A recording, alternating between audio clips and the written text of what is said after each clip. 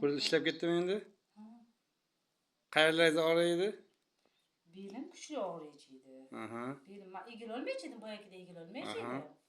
Olmay egilolmaychi edim. Jag'imdan da kunda urishadi, jag'imga. Mana opamizni bellarida umuman katta og'riq doktor falaj bo'lib qolasan degan ekan. Bu shu yotgan ekan anchadan beri. Falajlik ketmaydi dedi. Ha, burunli falaj bo'lib qolasan degan ekan. Qo'llarimni qisib ushlamas ekan kir yuvishga. Hozir qisabdim. Ha, qo'llar ishladi. Mana shuni qilaychi edim, qo'llam og'riydi.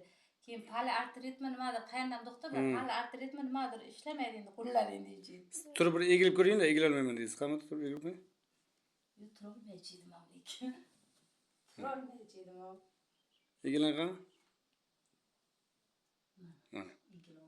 Egilolmayman. Ya, ha, yerga tegyapti.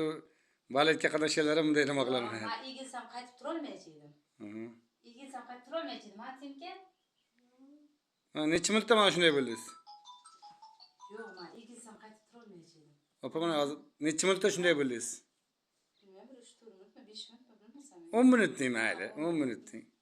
Mana 10 minutda belim falaj bo'lyapti deyapti mana. Fil yaxshi bo'ldi, qo'l ishlamayapti. Qo'l yaxshi. Kirsiz qolmaychi edim. Umuman ishlamay qolgan ishlayapti. Qismaychi edi qo'lim. Men shunga hayron qolaman. Mana azizlar, kimda ana shunday muammo bo'lsa kelaverasizlar. Allohim Xudo shifo bersin. Shifo Allohdan biz sababchi odammiz.